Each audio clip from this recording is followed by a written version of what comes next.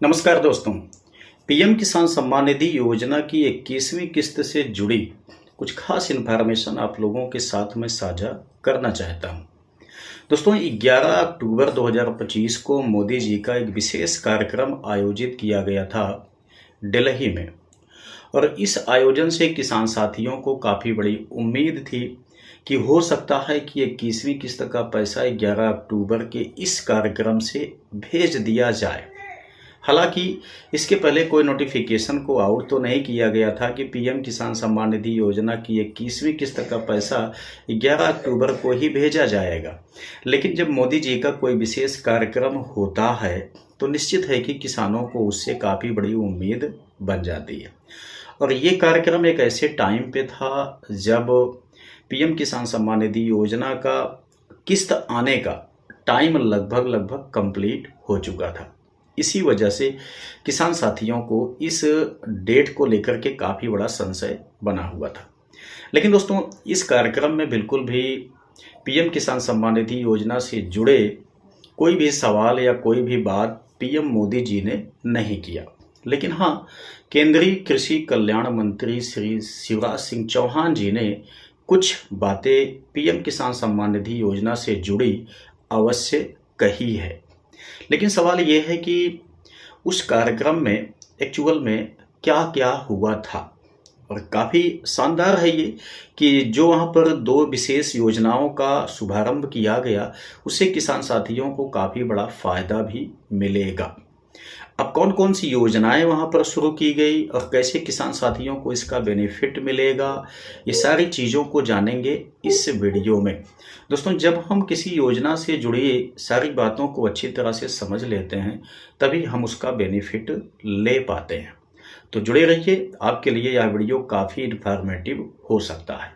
तो सबसे पहली बात मैं आपको बताना चाहूँगा कि जो पहली योजना वहाँ पर शुभारंभ की गई उसका नाम था पीएम धन धान्य कृषि योजना। ठीक है ना। इसके अंतर्गत 100 जिलों का चयन किया जाएगा। उन जिलों में जो किसान साथी हैं उनकी किसानी बहुत न्यूनतम स्तर पर हो रही है, ऐसे किसानों को टेक्नोलॉजी से संबंधित या बीज, खाद इत्यादि ये सारी चीज़ें प्रोवाइड की जाएगी, जिससे कि किसान साथी आसानी से एक अच्छी फसल उगा सकें और अपनी आय में वृद्धि कर सकें। ठीक है। तो यहाँ पर 5 मुख्य उद्देश्य दिए गए हैं दोस्तों पीएम धन धान्य कृषि योजना के। वो क्या क्या हैं उसके बारे में आप जानिए।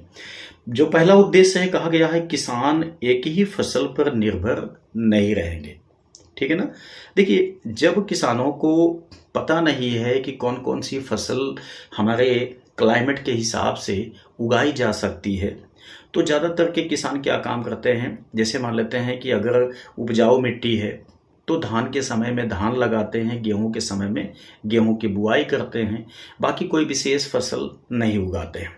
ठीक है ना। लेकिन काफ़ी ऐसी फसल होती हैं जो कि नगदी फसल होती हैं, लेकिन किसानों को टेक्नोलॉजी के बारे में जानकारी ना होने की वजह से वो लोग ऐसी नकदी फसलों का उपयोग नहीं करते हैं। इससे उनकी इनकम कहीं ना कहीं कम होती है। तो टेक्नोलॉजी यहाँ पर इम्प्लीमेंट किया जाएगा और इसकी वजह से जो किसान हैं कहीं ना कहीं वो प्रशिक्षित होंगे, उनको इन्फॉर्मेशन मिलेगी और वो एक अच्छी तकनीकी से फसल उगा पाएंगे। जो दूसरी बात है दोस्तों, वो बताया गया है कि टिकाऊ खेती को बढ़ावा दिया जाएगा। ठीक है ना।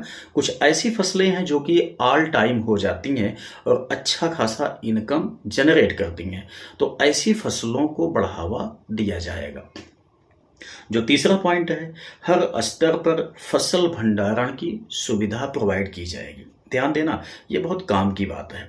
अब आप कहेंगे फसल भंडारण करने के लिए कौन सी विशेष सुविधा प्रोवाइड की जाएगी। दोस्तों, अगर आप ध्यान देंगे तो ये बहुत बड़ा मुद्दा है किसान साथियों के लिए। जैसे फसल हो गई टमाटर की, फसल हो गई सब्जी कोई सा भी हो, इन सब के लिए भंडारण सही तरीके से ना होने की वजह से किसान साथी इसको औने पौने दाम में जल्दी जल्दी बेच देते हैं। ठीक है ना। तो इससे उनको उचित मूल्य नहीं मिल पाता है। अब भाई, जिनके पास भंडारण की सुविधा है वो किसानों से बहुत कम मूल्य पर सब्जी को खरीद लेते हैं, उसके बाद वो अपना सुरक्षित रखते हैं और लास्ट में ला करके वही जो बहुत कम मूल्य में लिया गया सब्जी था उसे हाई मूल्य में पुनः उन्हीं किसानों को बेचते हैं। ठीक है ना। तो उगाता है किसान साथी, लेकिन उसको उतना फायदा नहीं मिल पाता है, लेकिन जो भंडारण अच्छी तरह से कर लेता है वो उसका फायदा ज़्यादा लेता है।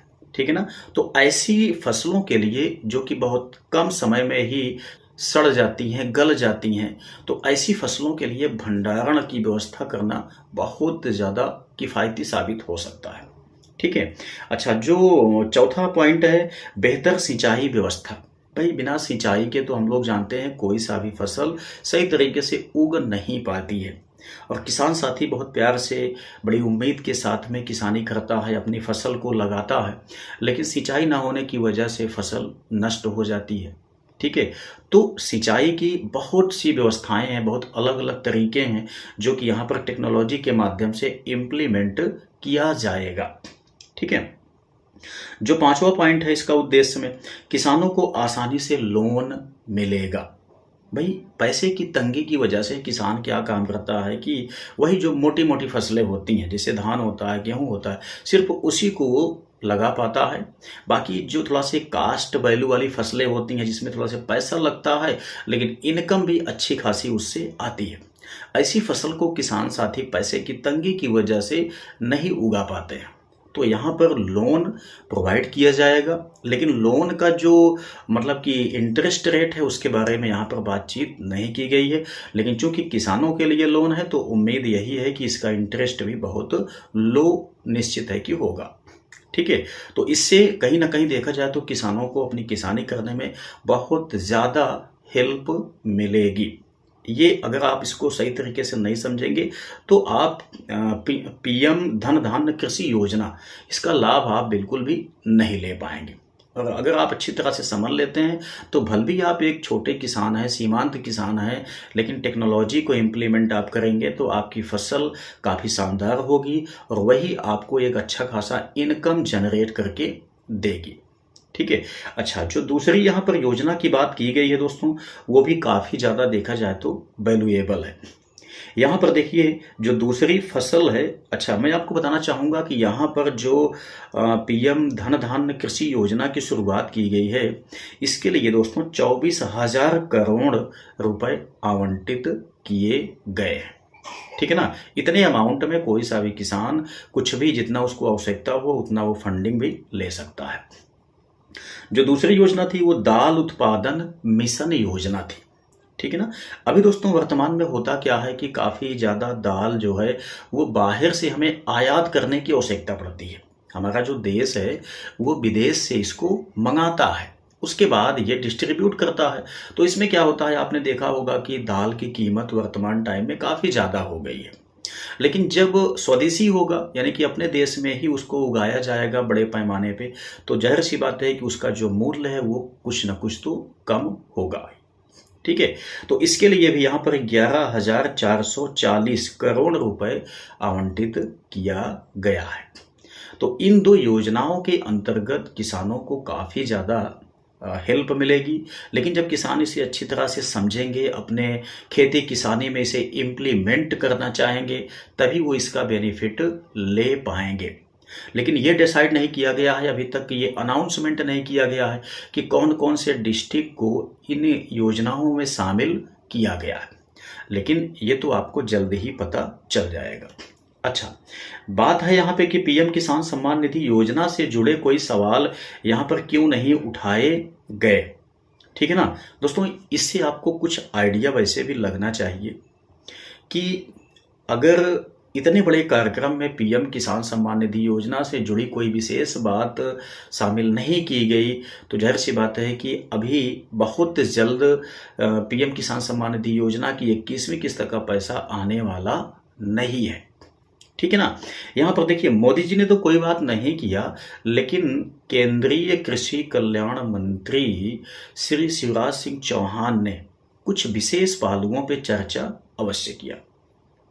उन्होंने कहा कि अब तक पीएम किसान सम्मान निधि योजना के तहत डायरेक्ट बेनिफिट ट्रांसफर के जरिए 3,90,000 करोड़ रुपए किसानों के खातों में जमा किए जा चुके हैं और लगभग 10 करोड़ से ज़्यादा किसानों के खातों में ये पैसे पहुंचे हुए हैं। ठीक है ना। तो यहाँ पर केंद्रीय कृषि मंत्री जी ने थोड़ा से बात को उठाया, बात को शामिल किया। हालांकि आप इसे सिर्फ इसमें माप सकते हैं कि ये सिर्फ और सिर्फ एक मोदी जी की उपलब्धि के तौर पे ये बात उठाई गई थी कि लोगों को ये पता चले कि इतना सारा अमाउंट किसानों की सहायता के लिए उनके खातों में भेजे गए। हालांकि मेरी इस बात को आप अलग अलग नज़रिए से भी देखेंगे, ये बात मैं समझ सकता हूँ, लेकिन जो बात वहाँ पर की गई है वो चीज़ मैं आप तक पहुँचाने की कोशिश कर रहा हूँ। आई होप कि अब आपको 11 अक्टूबर 2025 को हुए दिल्ली में इस विशेष कार्यक्रम के बारे में लगभग सारी बातें पता चल गई होंगी। इसके बाद भी आपको आपके माइंड में कोई डाउट है, कोई कन्फ्यूजन है, तो आप कमेंट में टाइप अवश्य कर सकते हैं। तो यदि आपको वीडियो पसंद आया है तो लाइक कीजिएगा, अपने दोस्तों के साथ भी इसको शेयर अवश्य कर देना और इस चैनल को सब्सक्राइब करना तो बिल्कुल भी मत भूलिएगा। तो चलिए मिलते हैं नेक्स्ट वीडियो में नई जानकारी के साथ, तब तक के लिए जय हिंद।